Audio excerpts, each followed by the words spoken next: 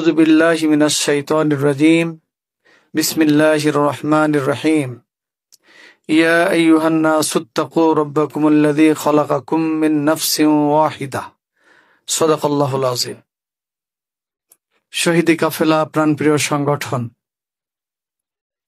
বর্তমান সময়ে দেশের মানুষের আস্থার একমাত্র জায়গা, একমাত্র প্রতিষ্ঠান, একমাত্র সংগঠন বাংলাদেশ জামাত ইসলামী কুষ্টিয়া জেলা শাখার ওলামা বিভাগ কর্তৃক আয়োজিত আজকের এই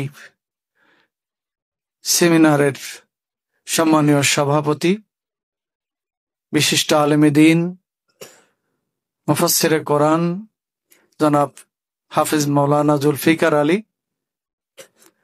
আজকের এই অনুষ্ঠানের সম্মানিত প্রধান মেহমান, প্রধান অতিথি, ইসলামী আন্দোলনের বীর সিপাহ সালার, আমাদের এই কুষ্টিয়া জেলার সাবেক আমির, যশোর কুষ্টিয়া অঞ্চলের বর্তমান অন্যতম টিম সদস্য, বিশিষ্ট শিক্ষাবিদ জনাব অধ্যক্ষ খন্দকার A.K.M আলী মহসিন, মঞ্চে আছেন আজকের এই অনুষ্ঠানের অন্যতম প্রধান আলোচক, বিদগ্ধ শিক্ষাবিদ আমাদের শ্রদ্ধেয় sir professor doctor Assam Tarikul ইসলাম, মঞ্চে আছেন আমাদের সম্মানিত বিশিষ্ট শিক্ষাবিদ জামাতের কুষ্টিয়া জেলা জামাতের সাবেক নায়েবে আমির, কেন্দ্রীয় মজলিসে শুরার অন্যতম সদস্য জনাব অধ্যাপক ফরহাদ হোসাইন সহ সম্মানিত ওলামায়ে কেরাম,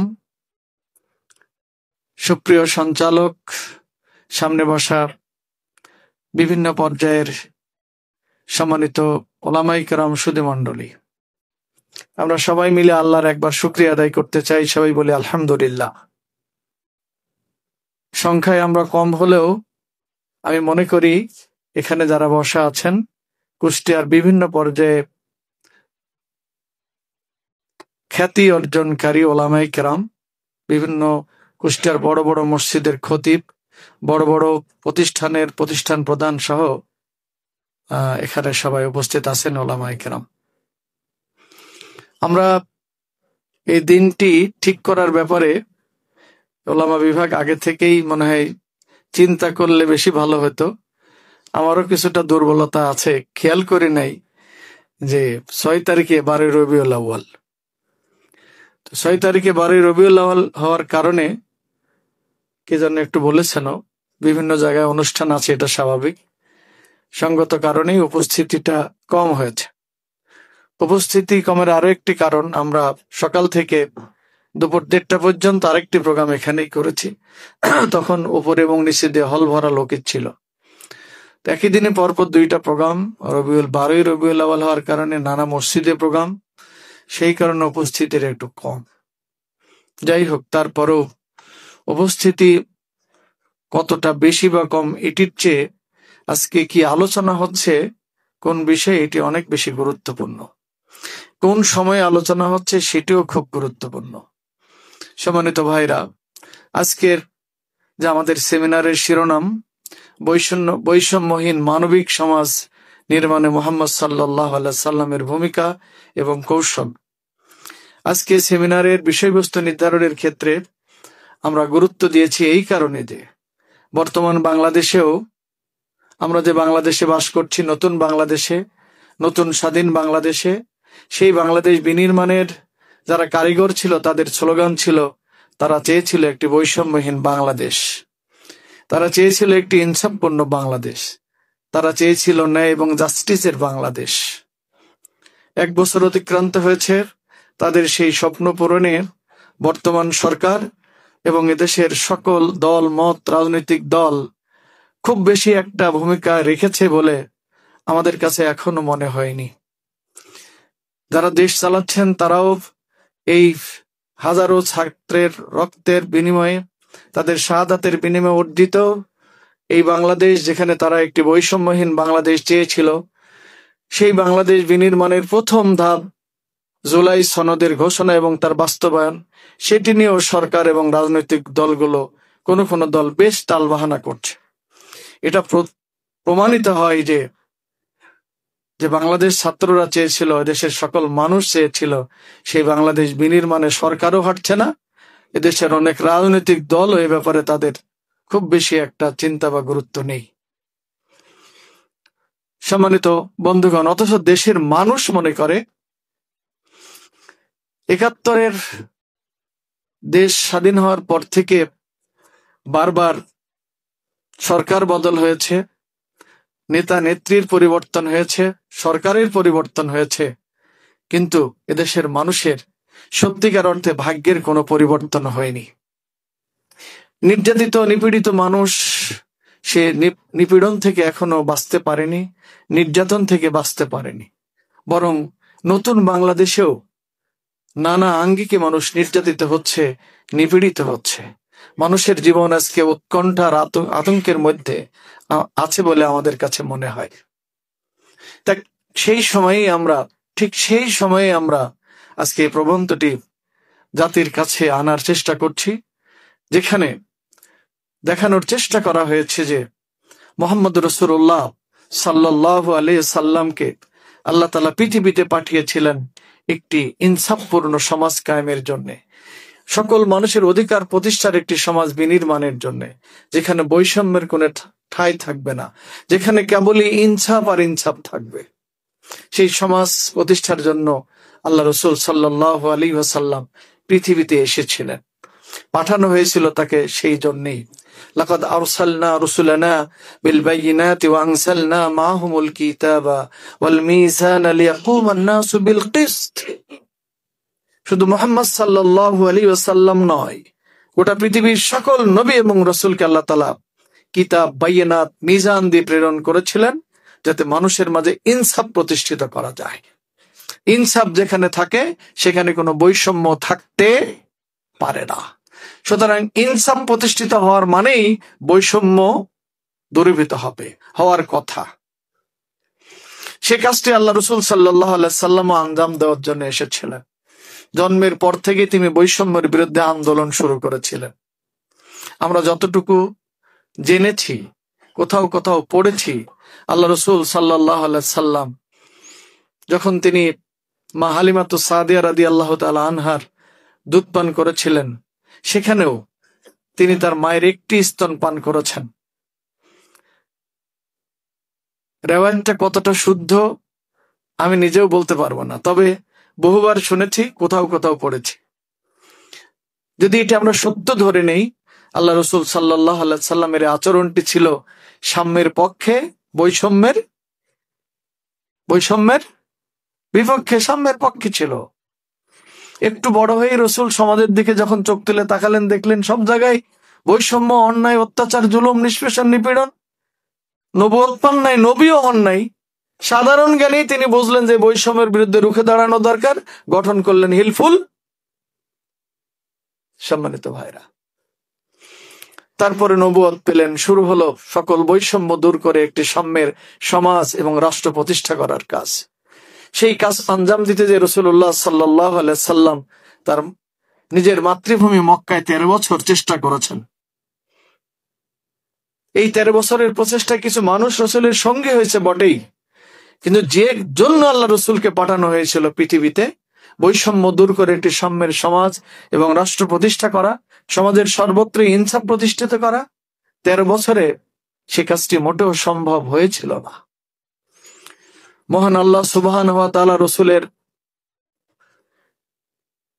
মালিক এবং প্রভু, তিনি বললেন, তুমি এবার আমার কাছে দোয়া করো, অকুর রব্বি আদখিলনি মুদখালা সিদকিন ওয়া আখরিজনি মুখরাজা সিদকিন ওয়াজআলনি মিন লাদুনকা সুলতানান নাসিরা।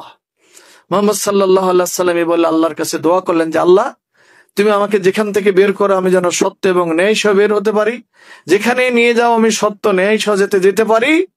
আর তুমি আমাকে যে জন্য পৃথিবীতে পাঠিয়েছো, ইনসাফ প্রতিষ্ঠা আর বৈষম্য দূর করার জন্য, সেই ইনসাফ পূর্ণ বৈষম্যহীন একটি কাঙ্ক্ষিত মানবিক রাষ্ট্র গঠনে তুমি আমাকে সাহায্য করো। সুবহানাল্লাহ। আল্লাহ রাসূল দোয়া করলেন, আল্লাহ তাআলা তার দোয়া কবুল করলেন। রাসূলকে মক্কা থেকে মদিনায় নিয়ে যাওয়া হলো। রাসূলের নেতৃত্বে একটি ইসলামী রাষ্ট্র ভিত রচিত হলো, মদিনা ইসলামী রাষ্ট্র। সম্মানিত ভাইরা, সেই মদিনায় ইসলামী রাষ্ট্র গঠন করেই সেখানে সাম্য প্রতিষ্ঠা করা সম্ভব হয়নি। এই জন্য রসুলকে লড়াই করতে হয়েছে, যুদ্ধ করতে হয়েছে। আজকের প্রবন্ধ এসেছে আল্লাহ রসুলের জীবনে 81টি যুদ্ধ করতে, যার 27টিতে স্বয়ং আল্লাহ রসুলকে নেতৃত্ব দিতে হয়েছে, সেনাপতির দায়িত্ব দিতে হয়েছে। কেন? একটি ইসলামী রাষ্ট্র প্রতিষ্ঠিত হয়েছে, কোরআন সুন্নাহর অনেক আইনি সেখানে চালু হয়েছে, তারপরে যুদ্ধের কি প্রয়োজন? সম্মানিত ভাইরা, যুদ্ধের প্রয়োজন তখনও ছিল। আল্লাহ রসুল শুধুমাত্র মদিনার নবী হয়ে পৃথিবীতে এসেছিলেন না। আল্লাহ রসুল তাকে শুধু মক্কার মদিনার রসুলকেও পৃথিবীতে পাঠাননি, তিনি ছিলেন বিশ্ব নবী এবং বিশ্ব নেতা। কুল ইন্নী রাসূলুল্লাহি ইলাইকুম জামিয়া, হে রসুল আপনি বলে দিন আমি গোটা পৃথিবীর সকলের জন্য নবী এবং রসুল হয়ে এসেছি। সুবহানাল্লাহি বিহামদিহি। সুতরাং সেই রসুলের দায়িত্বই হলো গোটা পৃথিবীর সর্বত্রই আল্লাহর জমিন যত বিস্তৃত, আল্লাহ রসুলের আহ্বান এবং আদর্শ ততটাই বিস্তৃত। তাই গোটা পৃথিবীতে ইনসাফ কায়েম করার জন্য, বৈষম্য দূরত্ববাদ কায়েমের জন্য রসুলের যুদ্ধ। মিন আদম ওয়া আদম মিন তুরাব। এর অর্থটা কি? এর অর্থটা হলো তোমরা সবাই ভাই ভাই, তোমরা সবাই ভাই ভাই, তোমাদের সম্পর্ক ভাইয়ের সম্পর্ক। যেখানে ভাই আর ভাইয়ের সম্পর্ক অটুট থাকে সেখানে বৈষম্য আর বেইনসাফি থাকতে পারে না। ইনসাফ প্রতিষ্ঠার প্রথম স্লোগান ছিল, আল্লাহ রসুল গোটা পৃথিবীর মানুষকে পরিচয় করে দিয়েছিলেন তোমরা সবাই একই আদমের সন্তান। এখানে কি বলা হয়েছিল হিন্দু, মুসলিম, বৌদ্ধ, খ্রিস্টান আলাদা আলাদা? নো, সেখানে নাস শব্দ উল্লেখ করে গোটা পৃথিবীর মানুষকে স্মরণ করে দেওয়া হয়েছে তোমরা একই আদমের সন্তান। তার মানে তোমার মাঝে যেন ভ্রাতৃত্ব এটি অটুট থাকে। যদি মানুষের মাঝে ভ্রাতৃত্বের বন্ধন অটুট থাকে, আমরা সবাই আদমের সন্তান, এই কথাটি মনে থাকতো, আজকে কোনো মুসলমান যেমন হিন্দুর উপরে আক্রমণ করতে পারতো না, পারা সম্ভব না, ঠিক হিন্দুরাও কোনো মুসলমান এই অপরাধে তাকে মেরে রক্তাক্ত করতে পারে। রাসূল করিম সাল্লাল্লাহু আলাইহি সাল্লামের স্লোগান ছিল তোমরা ভাই ভাই। তার মানে তোমাদের মাঝে যেন কোনো বৈষম্য না থাকে। আল্লাহ রসুল বললেন আজকে কালোর উপরে সাদার কোনো প্রাধান্য নেই। আল্লাহ রসুল আমাদেরকে শিখালেন অনারবের উপরে আরবেরও কোনো প্রাধান্য নেই। এটা রসুলের ভাষণ ছিল না? এই ভাষণ দিয়ে আল্লাহ রসুল গোটা পৃথিবী থেকে সকল বৈষম্য দূর করে একটি সাম্যের জয়গান গেয়েছেন। এই ভাষণে গোটা পৃথিবীর মানুষকে তিনি বোঝাতে চেয়েছেন আসলে তোমাদের পার্থক্য কে সাদা আর কে কালো, কে আরবের, কে অনারবের, কে বাংলাদেশি, কে আমেরিকান, এটির মধ্যে কোনো পার্থক্য নেই। যদি কোনো পার্থক্য থাকে, ইন্না আকরামাকুম ইনদাল্লাহি আতকাকুম, সে যে জামানারই হোক, যে সমাজেরই হোক, যে দেশের নাগরিকই হোক, যে ভূখণ্ডের মানুষই হোক না কেন, সে যদি তার রবকে ভয় করে, এটি তার মর্যাদার আসল কারণ। ধর্ম, বর্ণ, জাতি, গোষ্ঠী, দেশ দিয়ে মানুষের মধ্যে কোনো সম্মান মর্যাদার বিষয় নয়। মানুষ এদিক থেকে সবাই সমান। সম্মানিত ভাইরা, কথা শেষ করতে হবে। আমি বোঝাতে চাচ্ছি রসুলের জন্ম হয়েছিল বৈষম্য দূর করার জন্য আর ইনসাফ প্রতিষ্ঠা করার জন্য। তিনি পৃথিবীতে এসেছিলেন, তার কাজটি সম্পাদন করে বিদায় হজেই তিনি লাখো জনতার সামনে কথাও বলেছিলেন, কি জানো, আমি কি আমার দায়িত্ব পালন করতে পেরেছি? আল্লাহ রসুল বলেছিলেন আমি কি আমার দায়িত্ব পালন করতে পেরেছি? অযুত কণ্ঠে সেদিন ঘোষিত হয়েছিল অবশ্যই আপনি আপনার দায়িত্ব পালন করেছেন। কি দায়িত্ব? ইনসাফ প্রতিষ্ঠার দায়িত্ব, বৈষম্য দূর করার দায়িত্ব। অর্থাৎ আল্লাহ রসুল তার নেতৃত্বে পৃথিবী থেকে সকল অন্যায়, অত্যাচার, জুলুম, নিষ্পেষণ, নিপীড়ন, সকল বৈষম্য দূর করে একটি ইনসাফের পৃথিবী রেখে দুনিয়ার বুক থেকে বিদায় নিয়েছিলেন। কিভাবে সম্ভব হয়েছিল? সম্মানিত ভাইরা, সেটি সম্ভব হয়েছিল আল্লাহর বিধানের মাধ্যমে, সেটি সম্ভব হয়েছিল ওহীর জ্ঞানের মাধ্যমে। তাই আজকের এই সেমিনার থেকে আমি সুস্পষ্ট বলতে চাই, আমরা নতুন বাংলাদেশে যারা বসবাস করছি, যারা হৃদয়ে লালন করছি আমাদের দেশটি একটি সাম্যের দেশ হোক, যারা আমরা স্বপ্ন দেখছি আমাদের বাংলাদেশটা একটা মানবিক বাংলাদেশ হোক, সেই মানুষগুলোকে অবশ্যই মানবিক বাংলাদেশ আর সাম্যের বাংলাদেশ যদি প্রতিষ্ঠিত করতে হয়, তাহলে অবশ্যই এখানে আল্লাহর ওহীর জ্ঞানের ভিত্তিতে এই দেশ এবং রাষ্ট্রকে পরিচালনার কোনো বিকল্প নেই। ঠিকটা বেটি? কারণ আমরা দেখেছি পৃথিবীতে মানুষের দর্শন, মানুষের দফা, এ দিয়ে কোনোদিনই মানুষের মুক্তি তো হয়নি, বরং মানুষের রফা শেষ হয়েছে। তাই আজকের স্লোগান হোক, যদি সত্যি আমরা শান্তির দেশ চাই, যদি নিরাপত্তার দেশ চাই, মানবিক বাংলাদেশ চাই, বৈষম্যহীন বাংলাদেশ চাই, তাহলে অবশ্যই এ বাংলাদেশে কোরআন এবং সুন্নাহ রাসূলের আদর্শ দিয়েই পরিচালিত করতে হবে। এর বিকল্প কোনো রাস্তা আমাদের সামনে খোলা।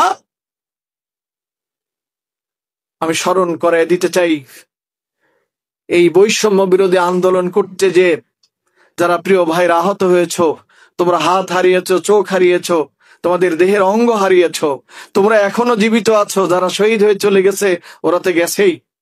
আমরা তোমাদেরকে বলতে চাই, তোমাদের সাথীদেরকে স্মরণ করে দিতে চাই, তোমাদের স্বপ্ন, ভীষণ আর মিশন যদি এটিই হয়, আমরা বৈষম্যের বাংলাদেশ চাই, আমরা জাস্টিস চাই, আমরা দিল্লির আধিপত্য থেকে মুক্ত হয়ে নিজের দেশ নিজেরা পরিচালনা করতে চাই, তাহলে তোমাদেরকে সিদ্ধান্ত নিতে হবে আল্লাহর আইনের ভিত্তিতে, রাসূলের আদর্শের ভিত্তিতে আগামী দিন এই বাংলাদেশ পরিচালনা করতে হবে। এই সিদ্ধান্ত তোমাদেরকে নিতে হবে।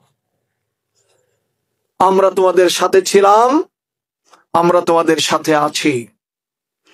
আমরা মনে করি আমরা আর তোমরা যদি আমাদের স্বপ্ন বাস্তবায়নে এগিয়ে যাই, রাসূলের সুন্নাহকে লালন করি, ধারণ করি, ইনশাআল্লাহ টুডে অর টুমরো এ বাংলাদেশ একটি মানবিক সাম্যের বাংলাদেশ হবে। ইনশাআল্লাহ কেউ রুখতে পারবে না। প্রয়োজন হবে, প্রয়োজন যদি হয় আরেকটি বিপ্লবের, প্রয়োজন যদি হয় আরেকটি যুদ্ধের, প্রয়োজন যদি হয় আরেকটি গণ অভ্যুত্থানের, আপনারা কি তার জন্য প্রস্তুত আছেন? যদি দেশের মানুষ এভাবে প্রস্তুত থাকে, তাহলে ইনশাআল্লাহ আমাদের স্বাধীনতার স্বপ্ন কেউ আমাদের হৃদয় থেকে কেড়ে নিতে পারবে না। আমরা এই স্বপ্ন নিয়ে এগিয়ে যাব, আন্দোলনের প্রয়োজন হলে আন্দোলন করব, তবুও বাংলাদেশকে আমরা একটি বৈষম্যহীন মানবিক বাংলাদেশ হিসাবে দেখতে চাই।